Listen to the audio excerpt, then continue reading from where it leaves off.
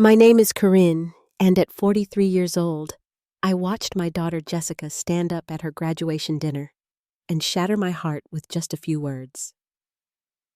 "You contributed nothing. Stop pretending you deserve to be here," she announced to the entire table. I smiled politely, hiding my pain. By morning, her college fund was empty, replaced with a simple note. "Earn it yourself." A harsh lesson, perhaps. But sometimes, the hardest lessons are the most important ones. Before I begin my story, let me know where you're watching from in the comments below. If you've ever had to teach your child a difficult lesson about gratitude, hit that like button and subscribe to hear more stories about the challenges of parenthood. Before Jessica was born, I had dreams just like any young woman. I was 22, halfway through my bachelor's degree in accounting, and working part-time at a local restaurant to pay my bills. My life stretched before me with possibilities I never had growing up. My parents had always struggled financially, and I was the first in my family to attend college. Every class felt like a step toward the secure future I craved. Then I met Andrew. He was charming, ambitious, and seemed to value my determination. We dated for 8 months before I discovered I was pregnant. When I told him, I expected concern, maybe even fear, but what I got was rejection. Andrew claimed he wasn't ready for fatherhood, that a baby would derail his career plans. Within a week, he had packed his things and left our apartment, leaving me with an extra portion of rent I could barely afford. I spent 3 days crying, then wiped my tears and faced reality. I was going to be a mother alone. The pregnancy was difficult. Morning sickness kept me from working full shifts, and my grades suffered as I battled exhaustion. By my second trimester, I had to make the heartbreaking decision to put my education on hold. My manager at the restaurant was kind enough to give me more hours when I felt well enough to work, but tips were unpredictable.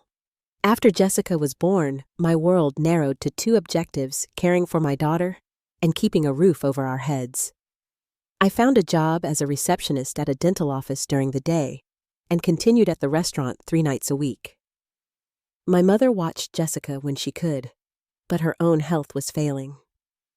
Most of my paycheck went to a babysitter, leaving precious little for savings. Our first apartment was a tiny 1-bedroom in a neighborhood that made me double-check the locks at night. Jessica slept in a crib beside my bed. I would often stay awake watching her breathe, overwhelmed by love and terror in equal measure. How would I give this perfect child everything she deserved? When Jessica was 3, I developed a persistent cough that wouldn't go away. Without health insurance, I ignored it until I nearly collapsed during a dinner shift. The diagnosis was pneumonia, and the medical bills wiped out what little savings I had managed to accumulate. I received treatment only because the emergency room couldn't turn me away. But the antibiotics I needed afterward meant choosing between medicine and groceries that month. Despite everything, I started a college fund for Jessica when she was 4. It began with just $20 from each paycheck, which often meant walking to work instead of taking the bus, or eating nothing but ramen noodles for dinner after Jessica went to bed. As the years passed, I increased the amount whenever possible. By the time she started elementary school, I had secured a better-paying position as an office manager at a small law firm, which allowed us to move to a safer 2-bedroom apartment. Every milestone in Jessica's life filled me with indescribable pride. Her first day of kindergarten, I took a rare morning off work to walk her to class, memorizing the way her small hand felt in mine. When she learned to read, I would sit beside her bed each night, listening to her sound out words, marveling at her intelligence. For her 8th birthday, I worked overtime for a month to buy her a bicycle, then spent weekends in the park teaching her to ride. Whenever I felt exhausted from working 60-hour weeks, I would look at Jessica and find renewed strength.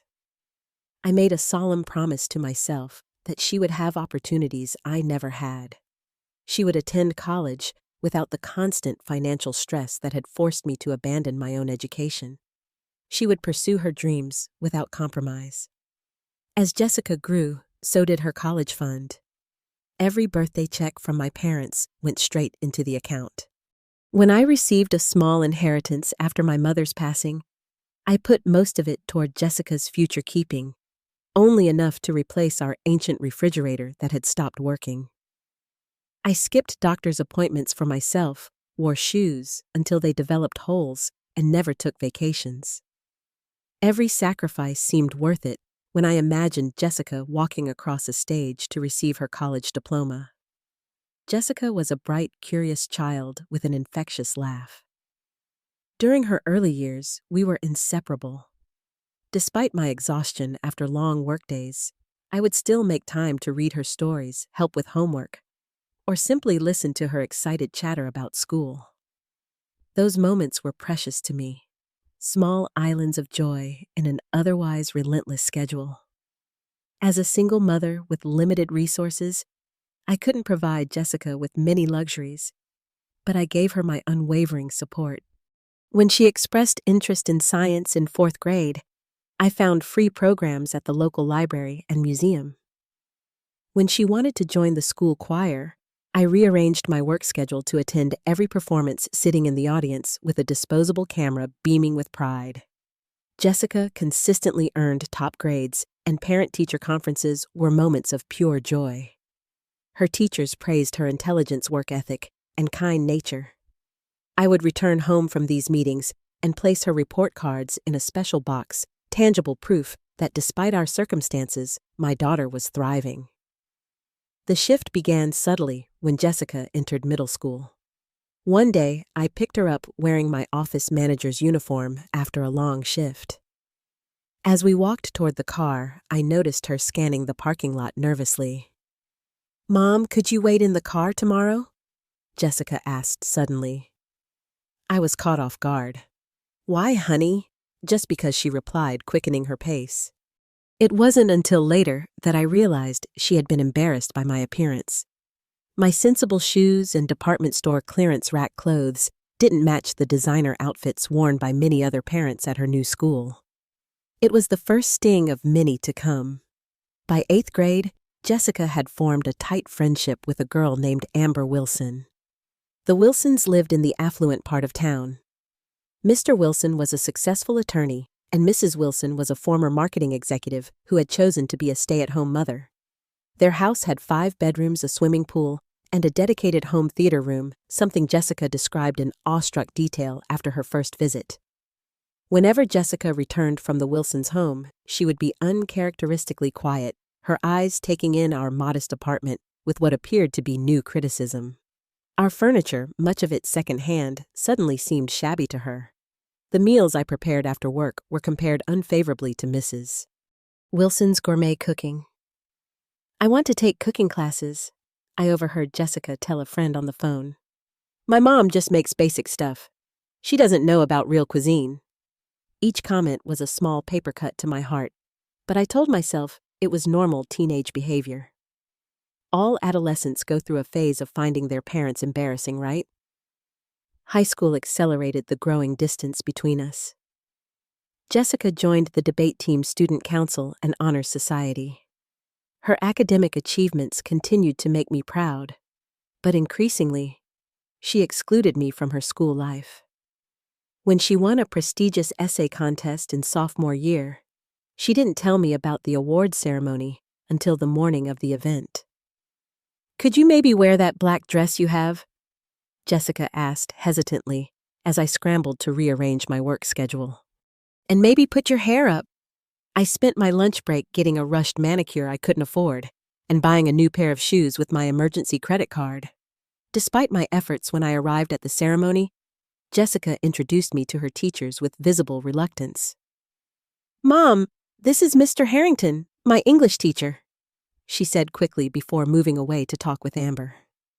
Throughout her junior year, Jessica spent more and more time at the Wilsons' residence. Weekend sleepovers became regular occurrences. Soon, she was having dinner with them 3 or 4 times a week, returning home just before bedtime, with stories about their sophisticated conversations and family game nights. Mrs. Wilson took Jessica and Amber shopping for homecoming dresses while I was working. She helped them prepare for PSAT exams with expensive prep books I couldn't afford. Mr. Wilson spoke with Jessica about colleges and career paths, drawing on connections I didn't have. Slowly, they were becoming the parents Jessica wished she had educated, affluent, and available in ways I couldn't be, despite my best efforts.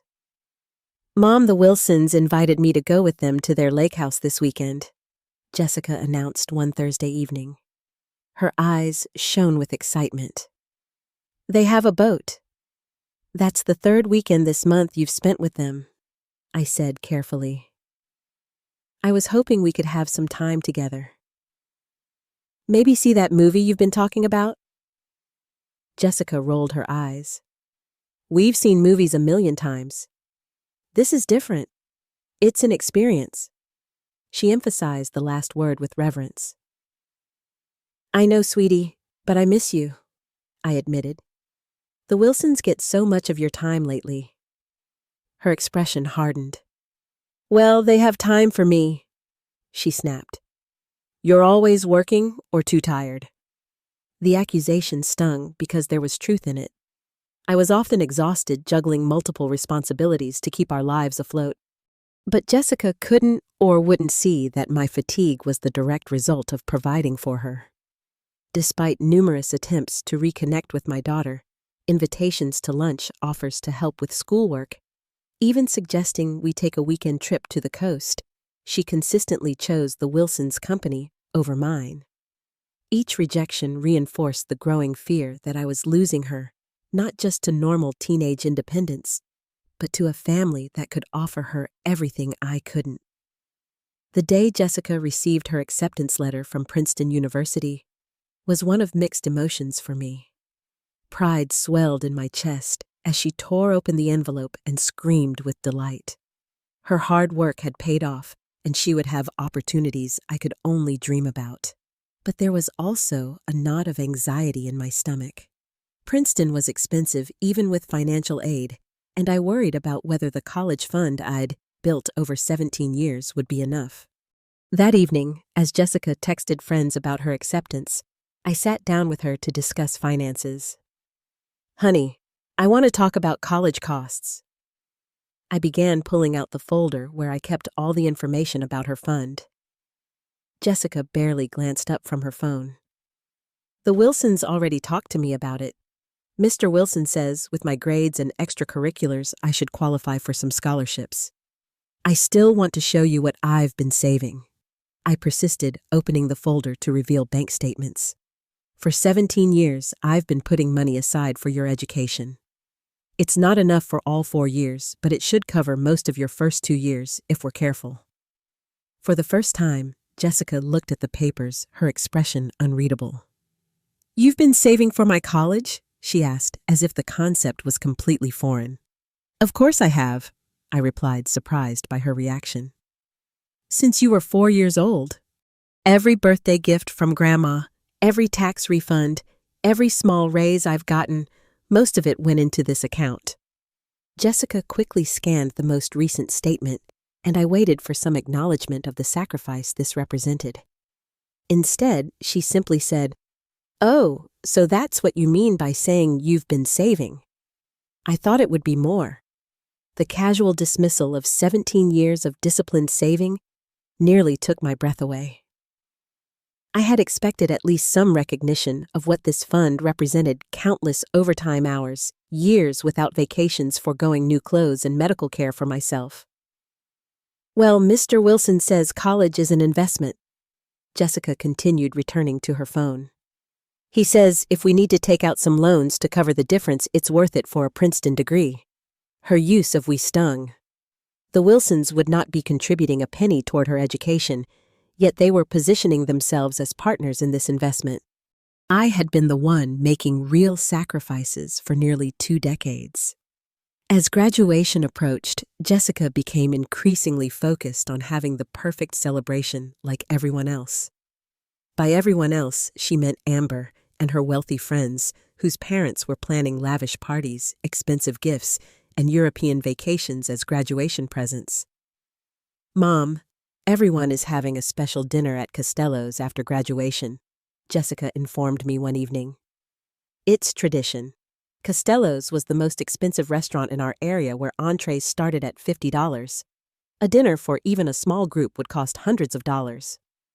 "That's quite expensive, honey," I said carefully. "Maybe we could find somewhere nice, but more moderate." Jessica looked at me as if I'd suggested eating at a fast food restaurant. "It's my graduation, Mom. One night. Can't you just do this one thing without being cheap?" I flinched at the accusation, but kept my voice steady. "I'm not being cheap. I'm being realistic about our finances, especially with college coming up." "You just don't want me to have what my friends have," she retorted. "You never have."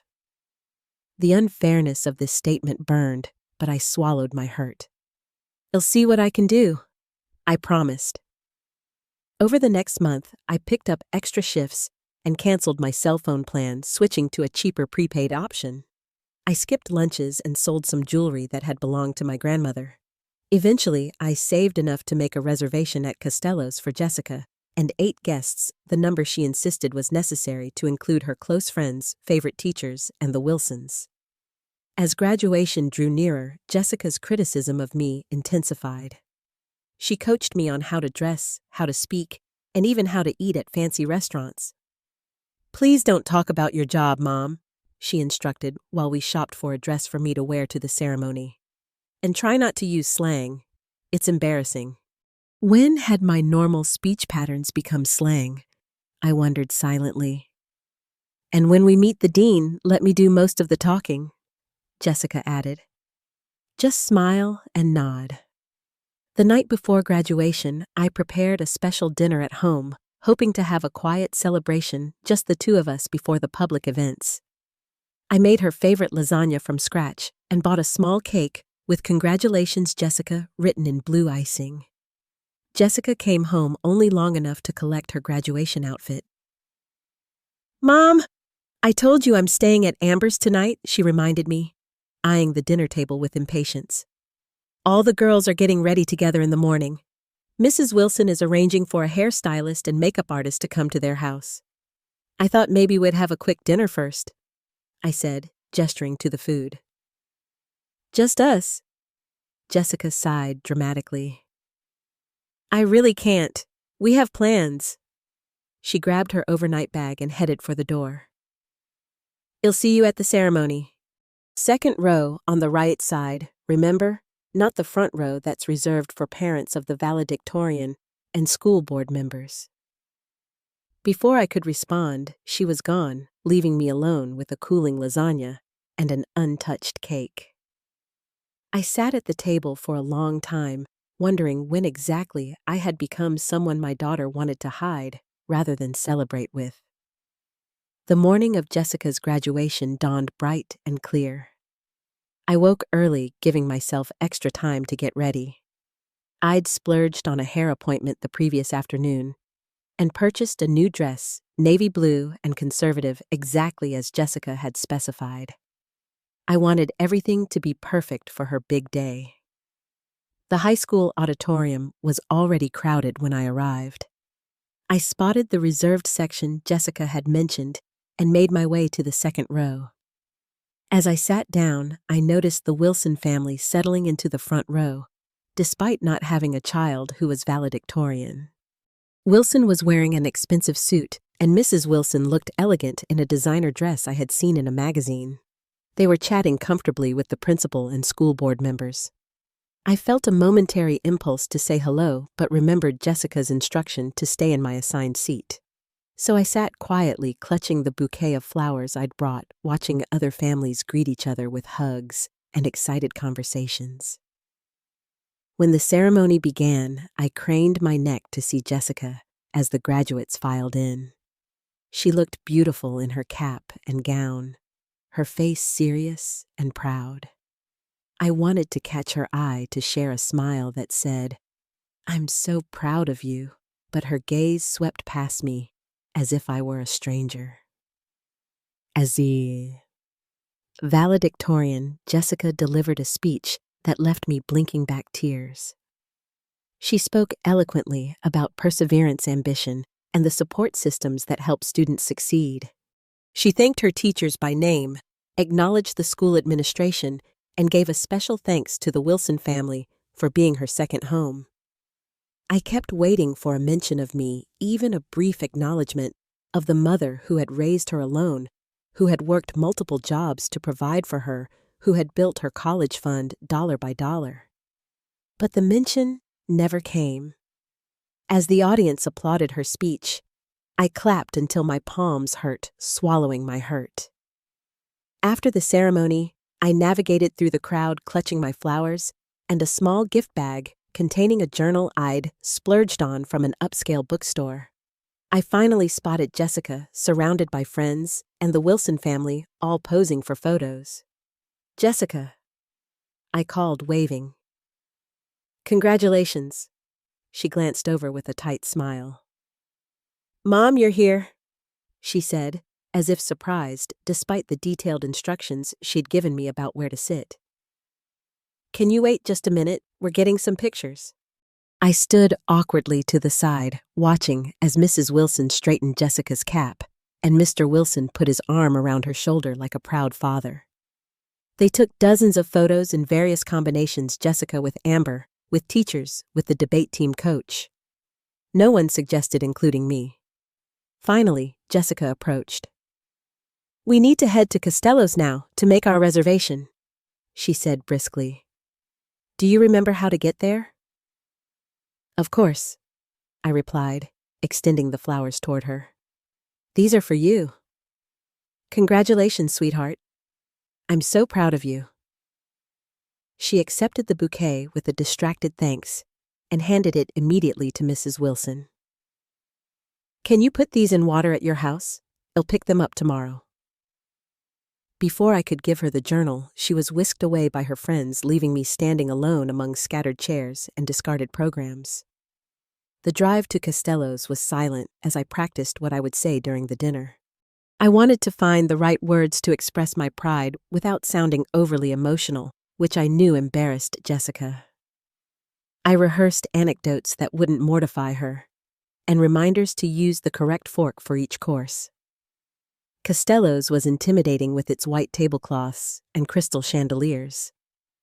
The hostess led me to a large round table already half occupied by the Wilson family, 2 of Jessica's teachers, and 3 of her closest friends. Jessica sat between Amber and Mrs. Wilson, engaged in animated conversation. I took the empty seat across from her next to Mr. Harrington, her English teacher. As the waiter poured water, I smiled at Jessica, hoping to catch her attention. She gave me a quick nod before returning to her conversation with Mrs. Wilson about dorm room essentials for Princeton. Throughout the appetizer course, I remained mostly silent, listening to discussions about summer plans, college preparations, and inside jokes I wasn't part of. When Mr. Harrington kindly asked about my work, Jessica interrupted before I could answer. "My mom works in office management," she said quickly, her tone suggesting this was the most boring topic imaginable. "Mr. Wilson, did you ever hear back about that internship possibility at your firm's New York office?" The main course arrived, and I focused on cutting my expensive steak into tiny pieces, feeling increasingly invisible. Jessica was shining so brightly, confidently discussing literature with her English teacher, debating current events with Mr. Wilson, laughing at Amber's stories. She was in her element among these accomplished, educated people. I should have felt only pride, but there was an undercurrent of pain watching her flourish in a world that seemed to have no place for me. As dessert was served, Mr. Wilson raised his glass in a toast. To Jessica, he said warmly, "Princeton won't know what hit it. We've watched you grow into an extraordinary young woman, and we couldn't be prouder if you were our own daughter." Everyone clinked glasses as Jessica beamed at him.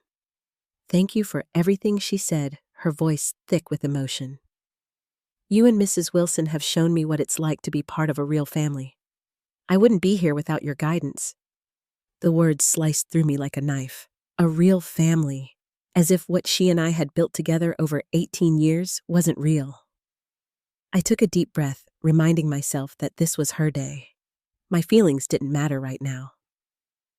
But then, Jessica continued, emboldened by the approving smiles around her. "It's true," she said, looking around the table but carefully avoiding my eyes. "Some people are just biologically related to you, but real family are the people who contribute to your growth and success." The table fell uncomfortably silent. Everyone seemed to suddenly find their dessert fascinating. I felt heat rising in my cheeks but maintained my composure. Then Jessica turned to me, her eyes hard with a challenge. "You know, Mom," she said, her voice carrying clearly in the awkward silence, "I sometimes wonder why you even came today." "Honey?" I stammered, shocked by the direct attack. "Of course I wanted to be here." "I'm your mother." She gave a short, dismissive laugh that I had never heard from her before. Right. My mother. The woman who was too busy working to ever attend a single debate competition. Who never volunteered for school functions like Amber's mom. Who doesn't even understand what the Ivy League is. The table was dead silent now. I could feel everyone's eyes darting between us, witnessing my public humiliation. "Jessica, that's enough," Mr. Harrington said gently, but she was on a roll. "You contributed nothing," Jessica announced, her voice rising. "Stop pretending you deserve to be here." The words hit me like physical blows.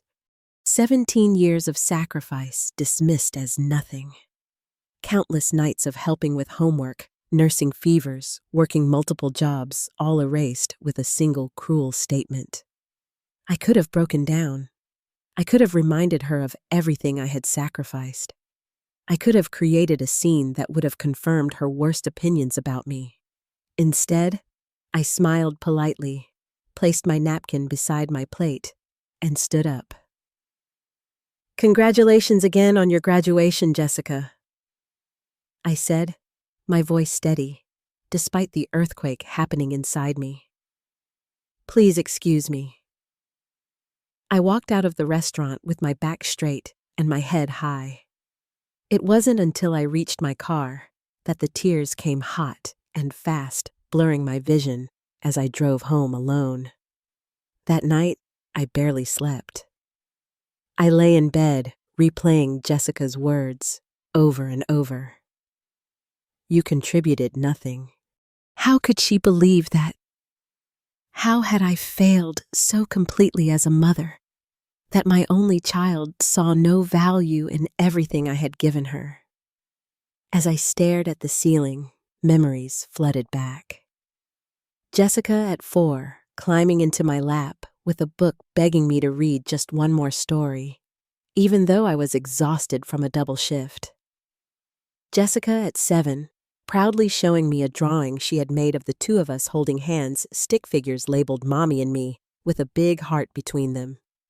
Jessica at 10, bringing me breakfast in bed on my birthday, a bowl of cereal and slightly burnt toast that she had prepared all by herself.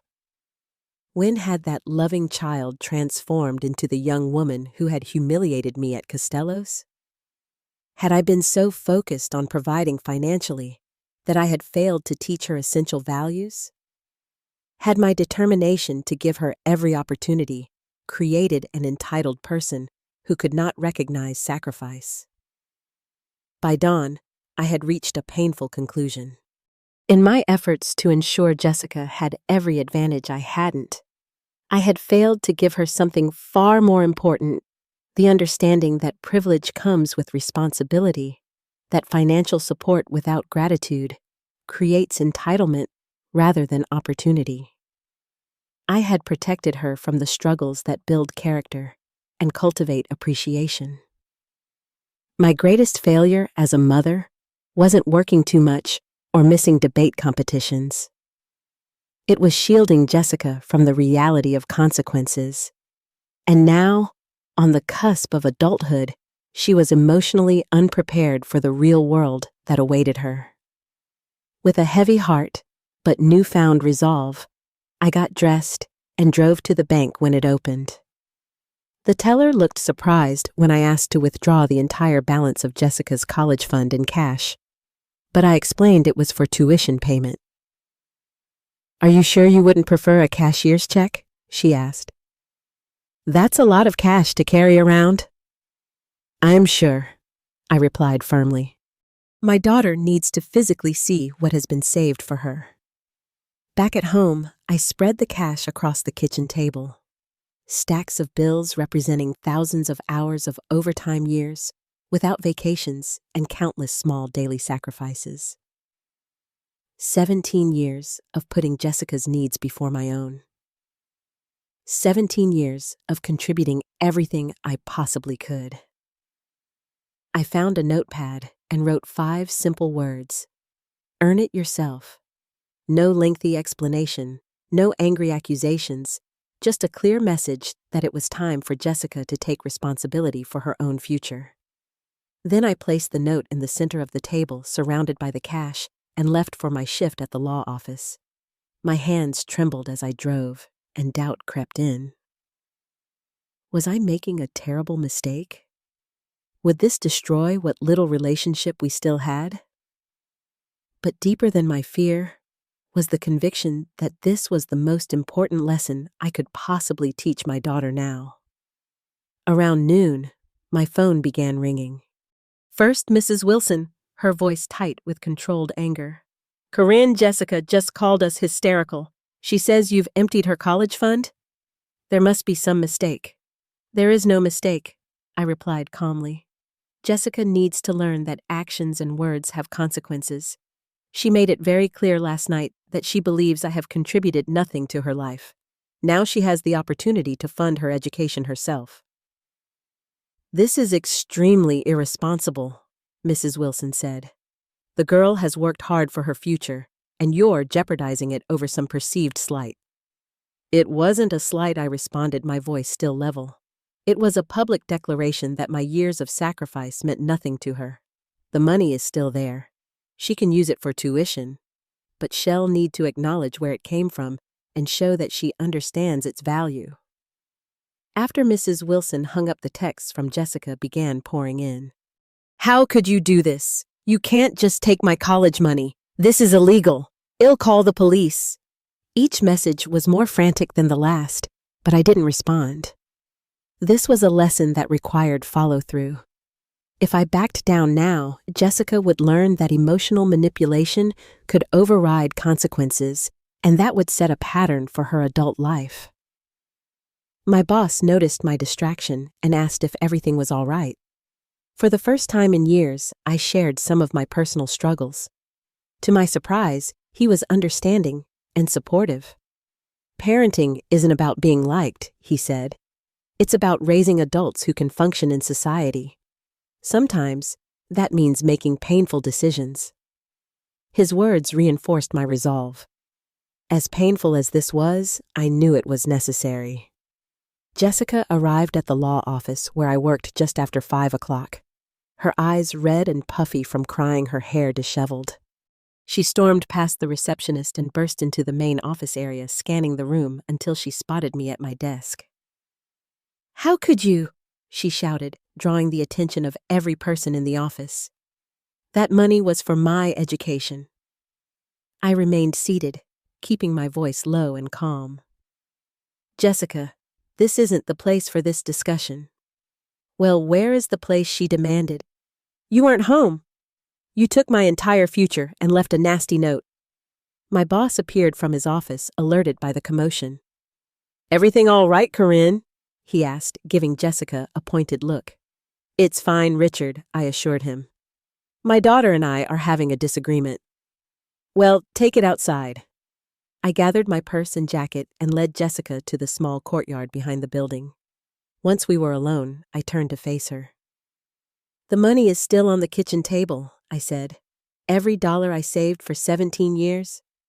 "You can't just take it back," Jessica cried. "It's mine." "Is it?" I asked quietly. "Last night, you told an entire table of people that I contributed nothing to your life. That I don't deserve to be part of your achievements. If I contributed nothing, then that money can't be yours, can it? Jessica ran her hands through her hair in frustration. It was just something I said. People say things they don't mean all the time, but you did mean it, Jessica. You meant it when you excluded me from your graduation preparations. You meant it when you thanked the Wilsons for being your real family. You meant it every time you were ashamed to introduce me to your friends. Tears streamed down her face, but I detected more anger than remorse. Fine, she spat. Keep your money. The Wilsons will help me. Unlike you, they actually care about my future. I shook my head sadly. They care about you? I'm sure, but they haven't saved for your education. They haven't worked 60-hour weeks for 17 years to build your college fund. They've given you emotional support, which is valuable, but they haven't made the financial sacrifices I have. Jessica stared at me, realization slowly dawning.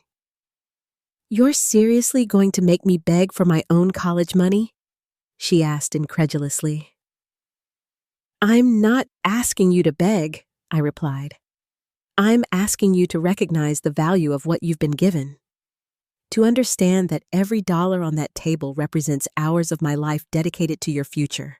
Hours I can never get back. Jessica turned away, her shoulders rigid with anger. I'll figure it out without you, she declared. I don't need your money or your guilt trips. As she walked away, I called after her. When you're ready to talk about this calmly, I'll be here. But Jessica didn't look back. Over the next few days, the story spread through our community. I received judgmental looks at the grocery store, and one of Jessica's former teachers crossed the street to avoid me. Jessica had apparently shared her version of events widely on social media, painting herself as the victim of a vindictive mother who had sabotaged her future out of spite. Mrs. Wilson called again, informing me that Jessica would be staying with them indefinitely. She delivered the news with barely concealed satisfaction, as if she'd won some competition I hadn't realized we were having. She's welcome to her belongings whenever she wants to collect them, I replied evenly. Jessica moved in with the Wilsons, permanently coming to our apartment only once to pack most of her clothes and personal items. She refused to speak to me during the 30 minutes she was there, working in stony silence as I sat in the living room, giving her space, but making it clear I was available if she wanted to talk. Online, Jessica was less restrained. I discovered through a coworker that she had posted a lengthy description of what she'd called my betrayal, garnering hundreds of sympathetic comments. She described me as jealous of her success and relationships with successful people like the Wilsons, claiming I had always held her back. Reading those words hurt more than anything she'd said at the restaurant. I had spent my entire adult life pushing her forward, sacrificing my own advancement to ensure hers. Yet I refused to post any defense of my actions. This wasn't about winning public opinion. It was about teaching Jessica a vital lesson about appreciation and responsibility. Meanwhile, Jessica was discovering that her academic achievements, impressive as they were, didn't guarantee full financial coverage for an Ivy League education. She received a partial scholarship from Princeton, but it covered less than half of the total cost. Student loans were available but would leave her with significant debt after graduation. Through mutual acquaintances, I learned that Jessica had taken a job as a barista at a coffee shop near the Wilsons' home. It was her first paid employment ever. According to the grapevine, she was struggling to adjust to the early morning shifts and demanding customers. Several times, she came home with tears of frustration, having never before experienced the challenges of service work. The Wilsons, for all their affection for Jessica, had not offered to pay her tuition. They provided room and board and emotional support, but expected her to handle her educational expenses herself through scholarships, loans, and work, either with my assistance or without it. As summer progressed, Jessica worked longer hours, picking up shifts whenever possible. She applied for additional scholarships, but most deadlines had already passed for the upcoming academic year. The reality of funding an elite education was proving more difficult than she'd anticipated. I made no attempt to contact her directly, believing she needed space to process her situation and draw her own conclusions. But I did send a brief email to her Princeton account letting her know that her room at home remained available if she ever wanted to return, and that I was open to discussion when she felt ready. She didn't respond, but the email tracking showed she had opened it multiple times. 6 months passed. Jessica had started her first semester at Princeton, juggling classes with a part-time job in the university library. I continued my routine at the law office, working steadily and keeping her room exactly as she had left it. The money from her college fund remained untouched in a new account I had opened, waiting for the moment when, or if, she'd understand the lesson behind my actions. On a chilly October afternoon, I was making a delivery to Princeton's campus.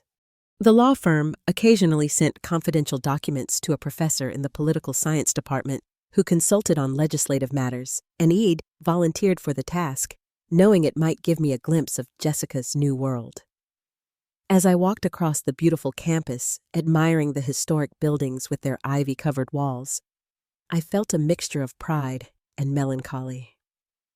Jessica belonged in this place of learning and opportunity. I'd always known she was destined for more than the limited horizons that had constrained my own life. Yet I couldn't share in her experience, couldn't ask about her classes, or friends, or professors. I had just delivered the package and was heading back to my car when I heard a familiar voice. "Mom." I turned to see Jessica standing a few yards away, books clutched to her chest, looking both surprised and uncertain. She was thinner than I remembered, with dark circles under her eyes, suggesting late nights of studying. "Hello, Jessica," I said softly, afraid to say more lest I break this fragile moment. She shifted awkwardly from foot to foot. "What are you doing here? Delivering some documents for work?" I explained, gesturing vaguely toward the political science building. "How are you?" She hesitated, then answered with unexpected honesty. "Tired. Really tired." For a moment, neither of us spoke. Students flowed around us, rushing to classes or study groups wrapped in scarves against the autumn chill. "Do you have time for coffee?" Jessica asked suddenly, the question clearly surprising her as much as it did me. "I'd make time," I replied carefully, trying not to sound too eager. She led me to a campus cafe where students hunched over laptops and textbooks, the air fragrant with espresso and cinnamon. We ordered and found a small table in the corner, our movements awkward with months of silence between us. "You look well," I offered once we were seated, though. In truth, she looked exhausted. Jessica gave a short, humorless laugh. "I look terrible. Everyone says so. My roommate keeps telling me to sleep more than 4 hours a night, but there's never enough time." I nodded, remembering my own brief college experience. "It's a tough adjustment," I acknowledged. She took a sip of her latte, then set the cup down with determination. "I saw you making that delivery. You could have just sent it by courier." "I could have," I admitted, "but I wanted to see the campus, to see where you are, to check up on me." She translated a hint of the old defensiveness creeping into her tone. "No," I corrected gently, "to see the place you worked so hard to reach." "I'm proud of you, Jessica, even if you don't believe that." She stared into her coffee cup. "Princeton is everything I dreamed it would be," she said after a long pause. "The classes, the professors, the history. But all those years of hearing college is the best time of your life. That's only true if you don't have to work 20 hours a week while taking a full course load. It is challenging," I agreed, careful not to sound patronizing. Jessica looked up at me, her eyes suddenly fierce. "You know what the hardest part is? Watching the other students who don't have to work, who can join clubs and go to events and study whenever they want because their parents are paying for everything. Students like I would have been if you hadn't taken my college fund." I met her gaze steadily. "If I'd given you that money after what you said at graduation, what lesson would you have learned? That you loved me unconditionally?" she retorted. "You already knew that," I countered.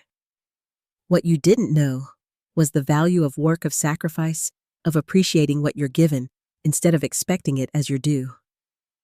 Jessica opened her mouth to argue, then closed it again. After a moment, she spoke more quietly. My roommate Talia works too. Her parents are immigrants who run a small restaurant in Queens. They can only afford to pay for half her tuition, so she works to cover the rest. She paused, tracing the rim of her cup with one finger. Last week, she got a care package from them. Just some homemade cookies and a card with $50 inside. She cried when she opened it because she knows exactly how hard they worked for that $50. She knew what it represented. Our eyes met, and I saw the first glimmer of understanding. I used to think the Wilsons were the perfect parents, Jessica continued. They came to every debate competition, every award ceremony. They had time for family game nights and weekend trips. I was so jealous of Amber. But I prompted when she fell silent. But they never expected her to work for anything, Jessica admitted. And now she's at Stanford partying 4 nights a week and barely passing her classes because she's never had to try. Her parents are still paying for everything, including the apartment she shares off campus with her boyfriend. She took another sip of coffee, gathering her thoughts. When I first started working at the coffee shop this summer, I hated it. The early mornings, the rude customers coming home smelling like coffee grounds and syrup. I kept thinking this isn't fair. I shouldn't have to do this. Jessica looked directly at me. Then one day, this woman came in. She had 3 kids with her, all under 6, and she looked exhausted, like she'd been up all night. She ordered the cheapest coffee on the menu and let each kid pick out a cookie. When she paid, I could see her counting out coins from her purse, making sure she had enough. Jessica's voice softened. And suddenly, I saw you, Mom. All those years of carefully budgeting, of counting pennies, of making sure I had what I needed, even when you went without. For the first time, I really saw it. Tears pricked at my eyes, but I remained silent, allowing her to continue. It hit me even harder when I got to Princeton, Jessica went on. My first week here, I met my professors and was so excited to tell them about myself. But every time I started to talk about my achievements, I kept hearing this voice in my head, asking who made those achievements possible, who worked so I could study instead of having a job in high school, who paid for the debate club trips and the honor society dues. She reached across the table and took my hand, her eyes filling with tears. It was you, Mom. It was always you. And I never saw it until it was gone. I'm so sorry. The words I had longed to hear for months washed over me like a healing balm. I squeezed her hand, my own tears falling freely now. I didn't take your college fund to punish you, I explained. I took it because you needed to understand its value, to appreciate what it represented. Jessica nodded. I get it now. I really do. Working has shown me exactly what you sacrificed all those years. 20 hours a week exhausts me. You worked 60, 70 hours every week for my entire life. We sat in silence for a moment, both processing the significance of this breakthrough. So, Jessica said, finally wiping her eyes. What happens now? That depends on you, I replied honestly. The money is still there. I've kept it safe. You'll give it back? She asked, hope lighting her features. I shook my head gently. I won't give it back, I clarified. But I'll share it with you, as partners. You'll continue working part-time, and I'll contribute from the fund to cover the rest. We'll make financial decisions together with full transparency about where the money comes from and what it costs to provide it. Jessica considered this, then nodded slowly. That seems fair. There's one more thing, I added. I'd like you to come home for Thanksgiving, not to the Wilsons. Home. For the first time in our conversation, Jessica smiled, a real smile that reached her eyes. "I'd like that," she said. "I miss my room. I miss—" She hesitated, then finished simply, "I miss you, Mom." The words filled an empty space in my heart that had ached for months. "I miss you too, sweetheart." Jessica glanced at her watch and sighed. "I have class in 15 minutes, but can I show you something first?" Of course. She led me across campus to a stately building with large windows. "This is the English department," she explained, holding the door for me. "Come meet Professor Abernathy." I followed her into a comfortable office where a gray-haired woman was reviewing papers. She looked up and smiled warmly when she saw Jessica. Professor Jessica said, her voice filled with a pride I hadn't heard before, "I'd like you to meet my mother, Corinne. Not my mom. Not this is Corinne. But my mother, spoken with respect and even a touch of reverence." The professor stood and extended her hand. "I've been looking forward to meeting you, Mrs. Johnson. Jessica has told me so much about your incredible work ethic and determination. You've raised a remarkable young woman." As we shook hands, I glanced at Jessica in surprise.